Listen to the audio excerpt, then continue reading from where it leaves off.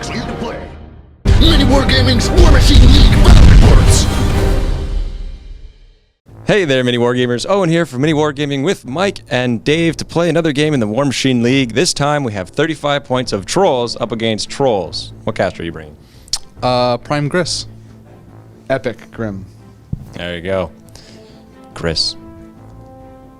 Oh well. Good job. Grim's got this. Anyway, we'll stay tuned and we'll actually roll the dice and then we'll decide that Grim has this. Hold on for the army. So here we have Mike's Troll army. First thing, we've got a big unit of Tuffaloes with their character, Horthal. And then we've got a Horthal on foot because he's a Dragoon, so if he dies, he goes on foot. Big unit of Stone Bearers with the UA. Big unit of Warders. They're all crazy tough at fighting. We've got a Bouncer. Yeah, I kept thinking they were champions, but they're actually Warders. Bouncer, Pyre Troll, Stone Bearer, and Gristle. And there you go, 35 points. Then for the other Trolls, Dave's Trolls, we've got the Hunter's Grim, Epic Warcaster there. We've got the Sons of Brag. We've got an Axer, the Mauler. He's a Dire Troll Mauler. He's the crazy version. The Impaler, Stone Bearer, and then a big unit of Creel Warriors with Cabers and the UA. And there we go. So they are doing Incursion, and there's 3 flags in the center of the board. One of these will disappear at the end of the second player's first turn. You can capture a flag for 1, dominate a flag for 2, and the first 1 to 5 wins. There is no kill box. And basically from here we've got Mike's Trolls going first, and Dave's got second turn. And so here we go, starting off with the Trolls turn 1. First thing he does, drops almost all of his fury into the Creelstone with his caster, and then uses the ability that Gristle has to pass out an order effectively. So they get to move, and after everyone has finished advancing, or everyone has finished their activation, they can then make another advance. She has 3 abilities. One of them is everyone within her command gets an additional attack. The other one is they all get to make that move after everyone else is activated, and then the final one is you can't cast spells while within her command. So all of them are really good, and her feat of course is that she does all 3 of those within her control, which makes it even better because then everyone will get this benefit.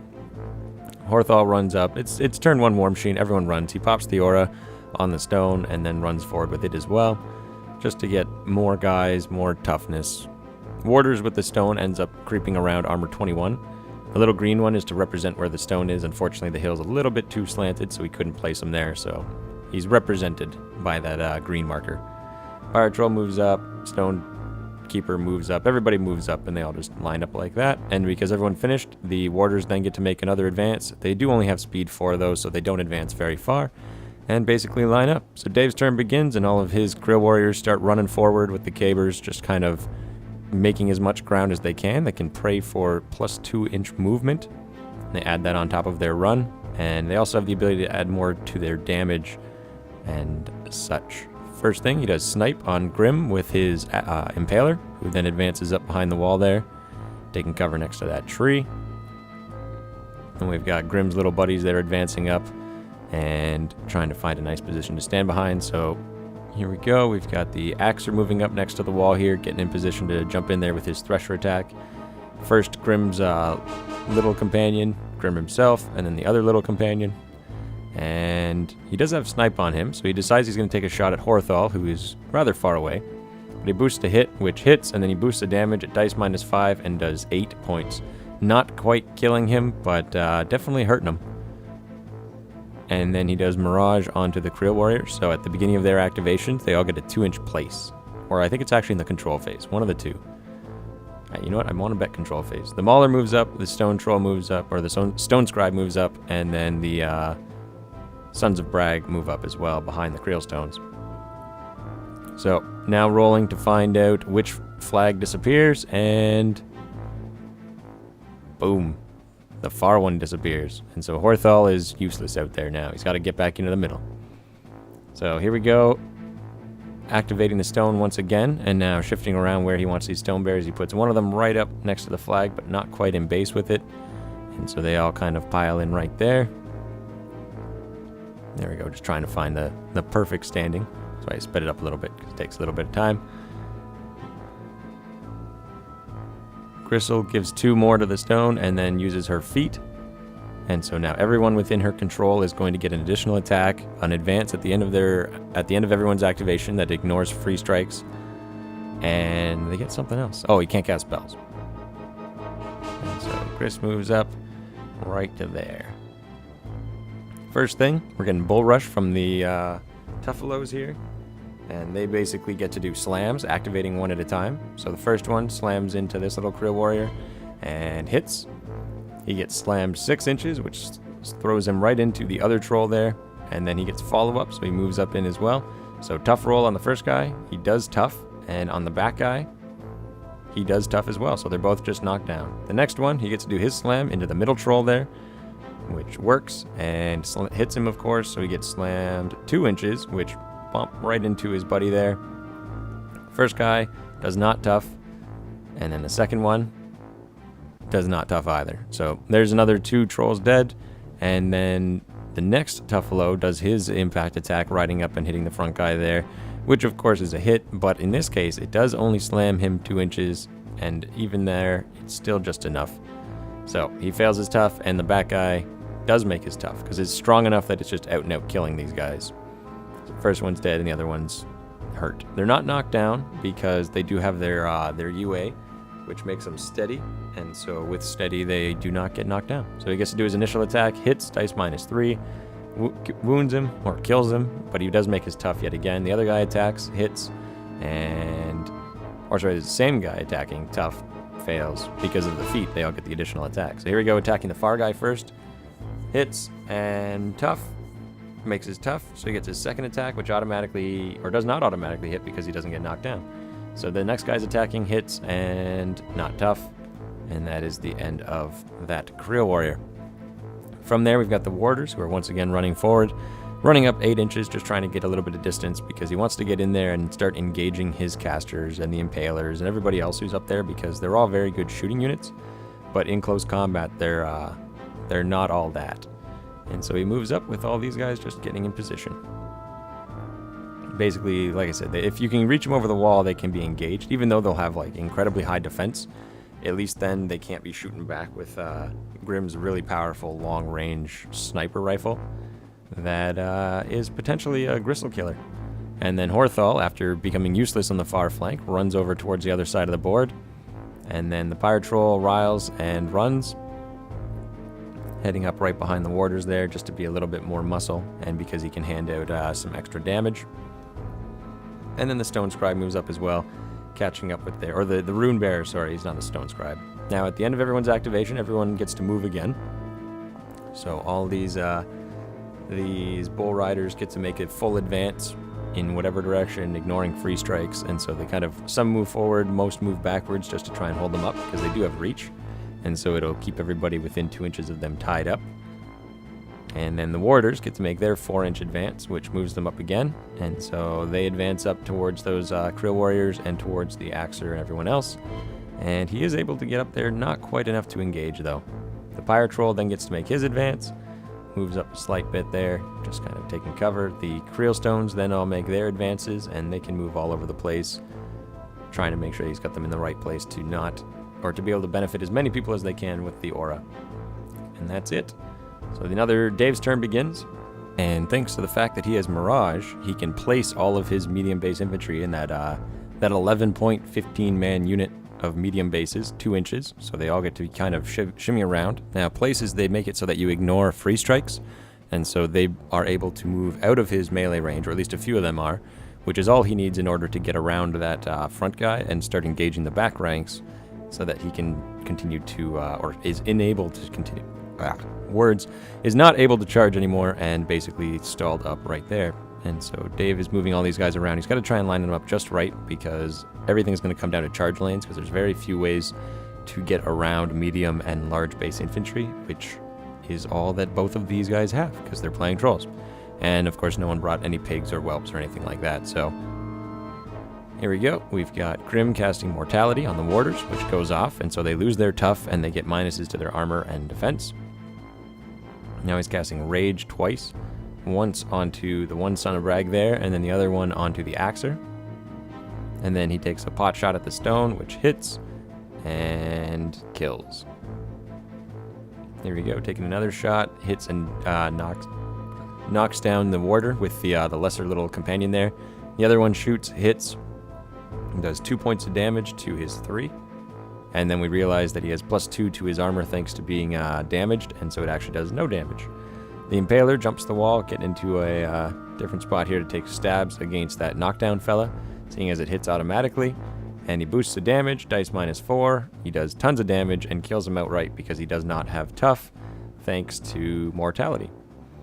We've got the Axer moving up, and he's just kind of getting in there, walking around, and then we realize that he walked past and took a free strike. So he gets hit, Weapon Master free strike, 5 dice damage, and takes 7 points of damage to his 4. And so 7 damage to the Axer, 4 onto his column 4. Which, luckily for Dave, it's not that big a deal because rolling an even number for column damage is usually not that bad. So he does his Thresher, which hits the first guy, the second guy, and the third guy. And then he boosts the damage against the first one, doing 7 points of damage right there, which does not quite kill him because they are all 8-box infantry. He boosts against the next one, which we remember that he has an actual boost, does a little bit more damage. And then boosts against the last guy there, dice -2, he only does 2, so really poor rolls there. He should have at least killed one of them, but it does happen. A little bit of confusion here when Mike lost track of which guy was which in the sea of medium bases.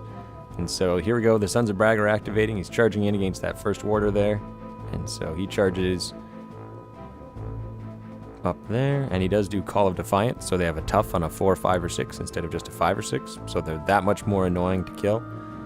Already tough is annoying, but now they're even more so, and so they charge in, engaging as many as possible. They all have different little abilities like sprays and reach and multiple attacks, and first guy hits, and he has a Weapon Master charge, which is more than enough to just drop that first fella, and he does not have tough because of mortality, which is really good on him. The Mauler moves up, and he does do Rage. He uses Animus on that caber there, and so everybody starts advancing in, or charging in rather. Those who can.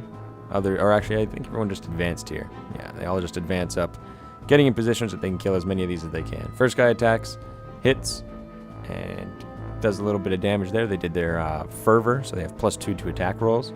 Next guy attacks and misses. The caber then attacks, which hits, and does a little bit of damage there to the next one. Now here goes the caber against the other infantry in the middle, which is a hit, dice -1. He does 2 points of damage, which is enough to kill the last of that warder. These guys are now attacking the cavalry, which hit, and then he fails his tough, and so that is the end of yet another cav. Now we should have done the slam for the other warder there because we forgot that the caber does do that. And so we had to roll a few little dice rolls here, but we're all good after that. Now, after that, we've got him getting his counterattack as we move into Mike's turn, because basically he's going to try and push him back. If he can push him back and hold the flags, then he wins. But it's whether or not you can actually push back a sea of medium bases that are pouring in against you. So moving up here, we've got the Creel Stones activating and popping the aura once again. We've got the Stone, or the Rune Bearer, move up and make her next spell cost 1 less on Gris, who then advances up next to the flag, but not touching it, and because she's not touching it, she doesn't count as controlling or dominating. He then has Gristle cast Calamity, and he does boost to hit, so he needs a 10 to hit, seeing as they're all engaged, and he does get it, thanks to the boost. So against the Axer now, they all have bonuses to attack and damage, and right here, we're trying to figure out line of sight and who can charge where. So the Warder charges over against that little fella there. The next Warder charges the Warcaster, because why not? Or at least he was ready to, and he decided instead he's going to charge the Impaler, seeing as it was -2 to his attack rolls over the wall there. First attack misses, second attack hits, and we forgot about the stone on the other side, but it doesn't matter. He does a whole bunch of damage to the Impaler, which is enough to break his spirit. And that's that. The Fire Troll moves up behind the Axer, hits him with his first attack, dice -2 thanks to Calamity, and does 6 points of damage to his 5. Nice huge hit to his spirit there. Second attack, which hits, dice -2. He only does 1, but he buys an attack, and so it's dice, or 5 to hit again, and then dice -2. Huge hit, and it kills the Axer right there. And Grim is debating whether he wants to take the Fury, and he does indeed. So Dave does take the Fury. Here we've got the Tuffaloes riding in. The first one charges right into that center group because he's going to get impact attacks against everybody involved. So we're going to start from the bottom. He gets a hit. Next one hits. Next one hits. And the last one hits. And so Tough on the Caber. He fails. Next Caber, Tough. Fail. And then the next guy, fail. And the last one, he does. So 1 in 4 Toughs right there. The next Buffalo Rider, next Cavalry gets to make his charge, going after the next little infantryman right there, going for another Creel Warrior, because you can't let the Creel Warriors live. They're too useful, especially if you have a Fell Caller. They're not so much when you don't have the Fell Caller, but when you have the Fell Caller and they're all wandering around at Mat 9, even if they're not all that strong, there's just so many of them and they just get in the way. So here we go, he's taking an attack, does hit, and fails his Tough. So that is another one that's been knocked down, or rather removed. Next guy attacks, hitting the next Krillstone here. And Tough. So he's not killed. Next guy attacks the Bannerman, who's keeping them from being knocked down. Now he needs a 5 to hit, which he does get. And then it's dice -1, but it is enough to kill him. And so that is the end of the Bannerman. He took off the wrong guy, but you can see here that he actually fixed it. So he's got the right one taken off. Horthal runs over and grabs the flag there so he can control it for 1 point, and 1 point for the Trolls, or Mike's Trolls anyway. Grim has to cut himself for 2 as we move into Dave's turn, and now he starts shifting around, trying to find a place for all of his Creelstones. There's just so many medium bases all hanging out in the middle here that they're having trouble trying to arrange and focus where their armies are headed. Here we go, Grim taking a shot at the warder. He misses. And then he ends up healing the Impaler for 1 so that its mind is back in action. Makes an attack against the Impaler there and moves over with the Impaler, getting ready to attack here because he failed to hit with his little guy's gun. Does a bunch of damage to that warder, buys another attack, which hits, and boosts the damage at dice -8, and he does do another 3 points of damage, but unfortunately it's not enough to kill that one warder because they're just too powerful. The Sons of Brag, they start activating and moving around or charging, usually trying to charge, but they are weapon masters, so they're not so bad even without it. And so he moves around the edge of that warder there, not getting caught by it, just moving, not doing a charge. And then this guy advances up right into the warder there, getting in position. First guy attacks and hits, swinging at the Axer, or the Impaler, I believe. But unfortunately, he does not do enough damage to finish off that warder. Oh no, that's where they're attacking the warder. And here we are attacking the other warder. He misses, and then it does hit. He does get a hit. Blah, words are good. And then it's Tough, but he makes his Tough because he doesn't have mortality on him this time. So he's just knocked down, not killed. Next attack misses, and the next attack hits, and then it's dice -5, which does nothing as the Caber's trying to attack the cavalry. The Mauler runs over, does get a hit at dice -1, doing 4 points of damage, and he'll get his second initial, which is a hit, and then dice -1 finishes him off if he doesn't pass this Tough, which he does not. And so that's the end of him. So we just had to do a little bit of rearrange, and now it's another point for Mike. So Mike is now up to 2 points. Dave is still at 0. So Mike shifts around a little bit and then realizes that if he can kill just a few trolls off around the centerpiece there, Gris can stand on the objective, and then he'll score 3 points this turn and win. So we just kind of try and find our way here. The warder on the end there, he just stands up, or his teammate stands up, and the other one takes a swing going for the Sons of Brag, which hit. Does 8 points of damage. He fails his Tough, and Sons of Brag dies. Here we go. Gris moves up, grabbing the objective, and she does the additional attack on all of the cavalry. He's doing Bull Rush now with the cavalry, and so what that'll do is basically they get to slam as well, or it's a combination, it seems, between a charge, a slam, and a ride-by. And so they get to make their charges one by one, slamming and knocking all those guys around. Can actually even bounce them off of each other and hit them into other units. But first guy, Tough, fails because he gets slammed and killed. The next guy charges up or does his little slam move. And so he gets to advance directly towards him. And bam. Then he gets hit And this was actually just a charge because you have to slam in a straight line. So he makes his attack, which misses. He gets his second attack, which also misses. And then his mount attack, which fails as well. So his 3 attacks, he just misses all across the board. First guy's mount attack hits, and he does fail his tough. So that is the end of that troll right there. He then makes his second attack at the troll, who's the last one within 4 inches, but fails. The bouncer then steps up. It's up to him. He has to hit him on a 7, boosting to hit.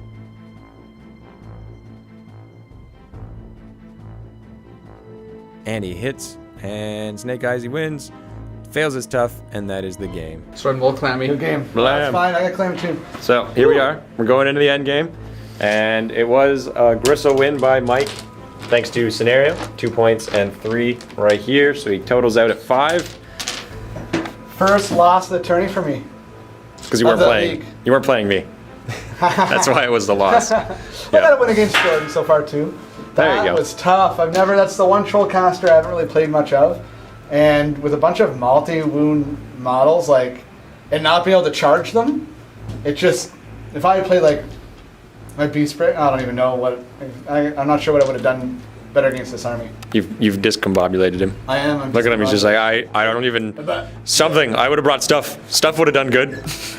Well, no, but it came down to He's discombobulated too. All No, over but that. even if I didn't screw up these I was rolls, on the other side even of if the I board. I'm already too far away from the Objective. objectives. So maybe I should have just jammed those guys up there and not care that your warder was here.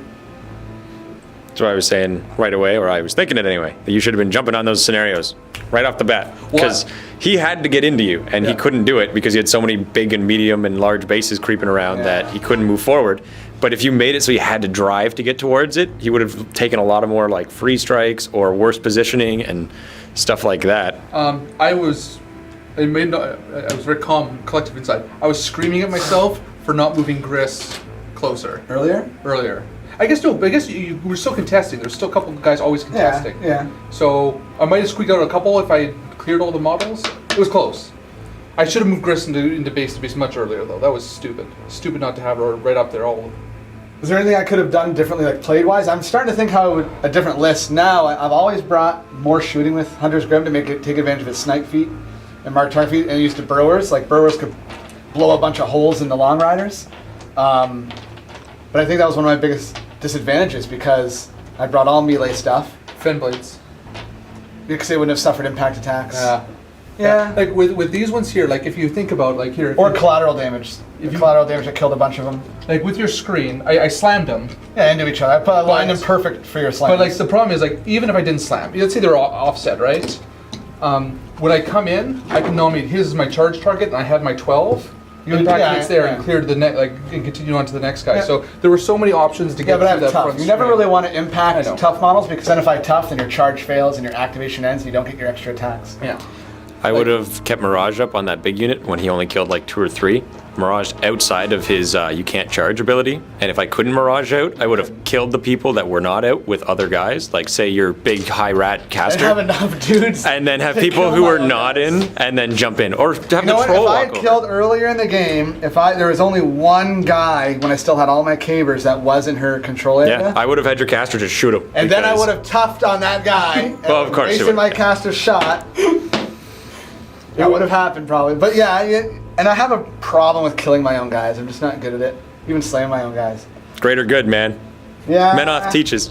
that's definitely sounds like a very Menoth-like thing to do. Trolls are famous for slamming their own models, but it's a tactic I've never enjoyed doing just for fluff reasons, and fluff kind of dominates a lot of my. I don't like beating and killing my own people. Yeah, more or less. But Yeah. it's okay when you're slamming like I don't know a group of Fen blades. or, They're like, just rolling around. They're not hurting each other. They're just Actually, no, tumbling. because Fenblades don't suffer collateral, they would still suffer the slam damage. Oh, they're hard. I'd have to look at the cards. I forget if they suffer slam damage or not. They don't. But they're hard. They don't suffer collateral damage or impact. But it doesn't matter. You're attacks. firing them through other things. Yeah. That's the idea. You want to slam them, push them deep, deep, deep. Actually, they would not. I don't know. I know you'd still take this slam, but you wouldn't get the additional die for collateral, and you wouldn't get it for hitting a equal or larger, I believe. So, but whatever. If you're jamming them through 6 small bases for every medium base, you're doing POW 14 with the long riders. Oh, you mean these guys hitting smaller bases? Yeah, hitting medium bases. I'm I think saying. getting turn 1 and Yeah, your feet yeah. are what really killed me because you know, you were able to feed from halfway up the board, which means you were able to push back. I was like 14 inches out of from my table edge and kind of stuck back there the whole game. Very difficult to get any tempo. I didn't think the Warriors, actually, you know, you don't expect them to survive just on 21 armor and 8 boxes. I know, it's wimpy, isn't Jam it? them up there. No, but like, you don't, when you throw them at the very first line, you expect your first line sooner or later to collapse, right? And they just don't. You just throw them up there, you jam them up as far as you can, and I don't think there's been a game that's like in the tournament that well, I've only played a couple of this list, but most of my games that there are still Warriors left at the end of the day. Like there's still some always left, even though I jammed them so far up and they're the first line. Like they're so tough. I tried to change that, but mortality miss. Yeah. All my damage rolls. Yeah. I was gonna say, you want to test that? We could see. Your infantry list? Yeah. I'm willing to go against them again. Yeah, I think that if I brought maybe more shooting, I don't know, you're like super jammy. But my burrowers, that would have been the key, I think, to maybe success, because then you couldn't have just trounced all over the long rise because you would have had to worry about those burrowers coming up in their back arc or going straight for Gristle. They would have had snipe, they would have had mortality, so they would have been hitting with pound 16 guns.